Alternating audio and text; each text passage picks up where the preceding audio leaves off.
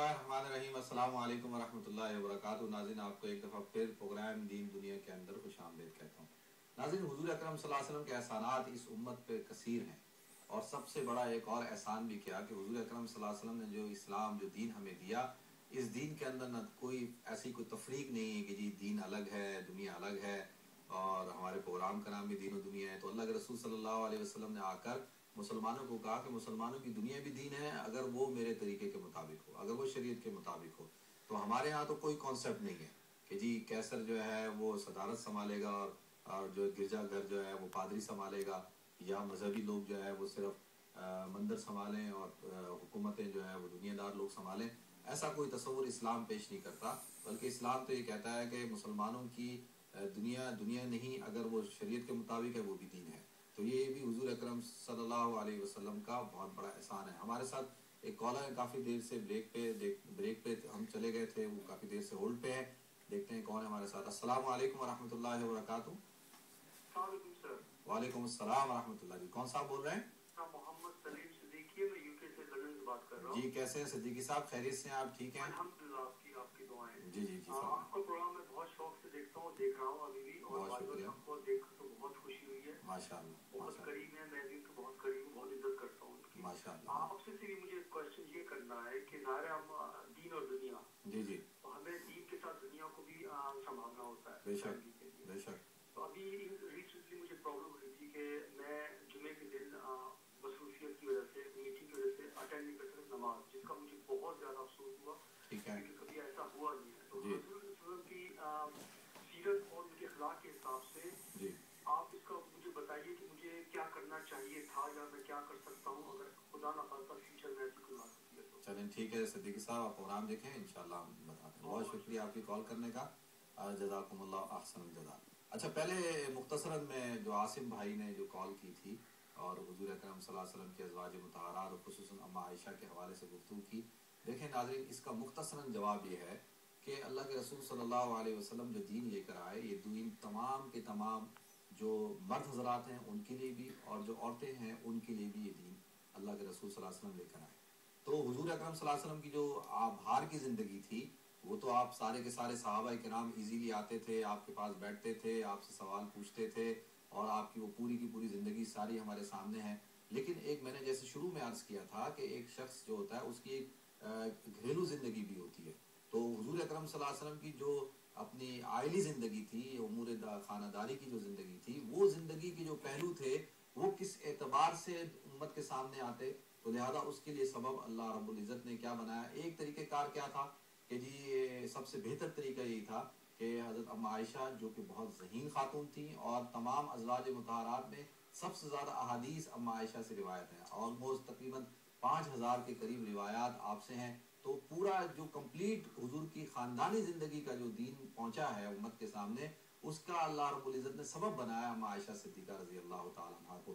तो लिहाजा आम तौर पर जब एक शख्स जो है वो इल्म हासिल करता है और मदरसे में दाखिल होता है तो उसकी उम्र छोटी होती है।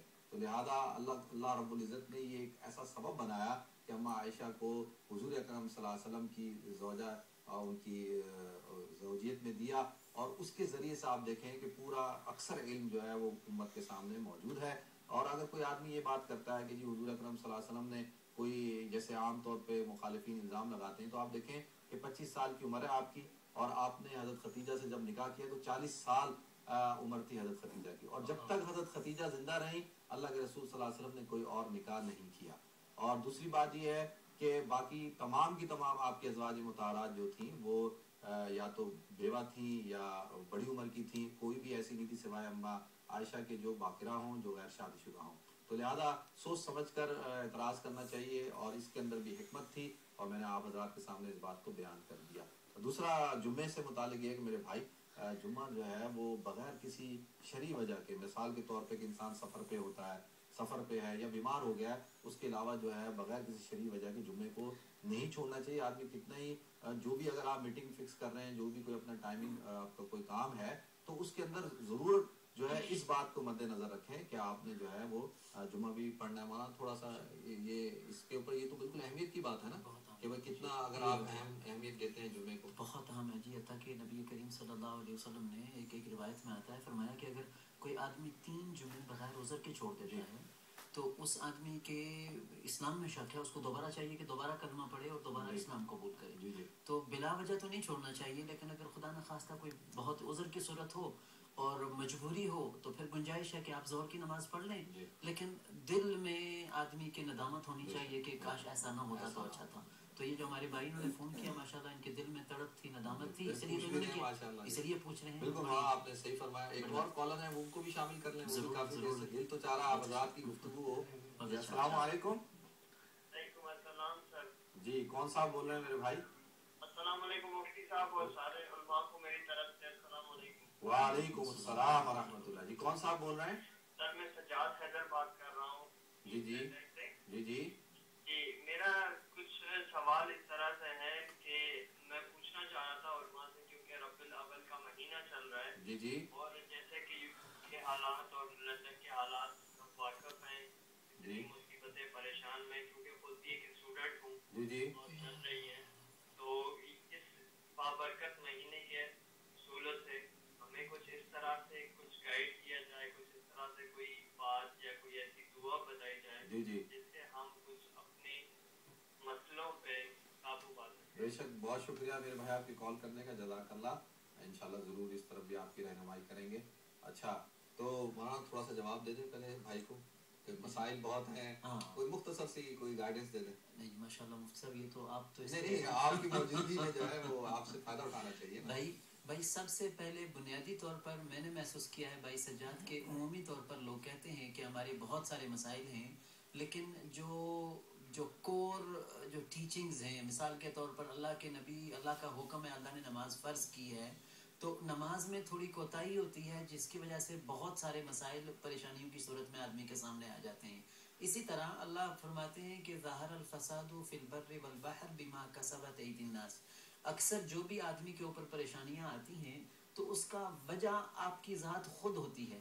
تو پہلے اپنا محاسبہ کریں، اللہ سے استغفار کریں، نمازوں کا اہتمام کریں، اس کے بعد جو بھی آپ وظیفہ کریں گے اللہ آپ کی پریشانیوں کو سے دور کریں گے. کہتے ہیں یہ ایسے ہی ہے کہ آدمی جیسے کہ کوئی جو ہے وہ پانی کو ٹھنڈا کرنا چاہتا ہے لیکن وہ پانی جو ہے وہ آگ پر رکھا ہوا ہو تو اس میں جتنی مرضی برف ڈالتے جائیں گے وہ گرم نہیں، وہ ٹھنڈا نہیں ہوگا، اس لیے کہ جو سورس آف ہیٹ ہے وہ باقی ہے.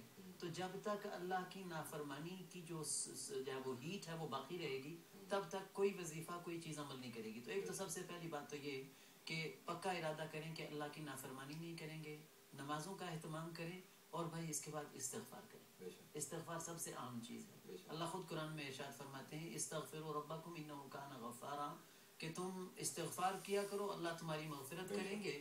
یرسل السماء علیکم مدرارا ویمددکم باموال وبنین، تو تمہارے سارے مسائل اللہ جل جلالہ حل کریں گے. اور بھائی نبی کریم صلی اللہ علیہ وسلم کہتے ہیں کہ ہر عیب سے، ہر کوتاہی سے، ہر خطا سے پاک تھے، پھر بھی نبی علیہ الصلوۃ والسلام کثرت سے استغفار فرمایا کرتے تھے.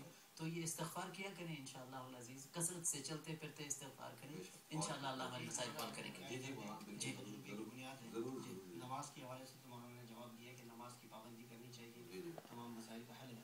اس کے ساتھ ساتھ ہمارے بزرگوں نے لکھا ہے کہ وضو کا ہے، وضو میں رہے، باوضو رہے ہمیشہ، تو انشاءاللہ یہ مالی جو مسائل ہیں اور دوسری جو پریشانیاں وہ بھی انشاءاللہ ختم ہوتی ہیں. بالکل بالکل رہا ہے. ویسے بھی ہم سب کو چاہیے، ایمان ملا ان کے صدقے، قرآن ملا ان کے صدقے، رمضان ملا ان کے صدقے، تو اب ہمیں بھی چاہیے کہ کائنات کی جتنی نعمتیں ملی ان کے صدقے تو کم از کم درود و سلام کا اہتمام کیا جائے. ہر نماز کے بعد کم از کم 10 مرتبہ ایک معمول بنا دیں تو انشاءاللہ العزیز باہر ہی باہر ہی ہو جائے. کیا بات ہے، کیا بات ہے. تھوڑی سی ایک دو کوئی اشعار ماشاءاللہ دوبارہ سے آپ سے سن لیتے حضور اکرم صلی اللہ علیہ وسلم کی شان.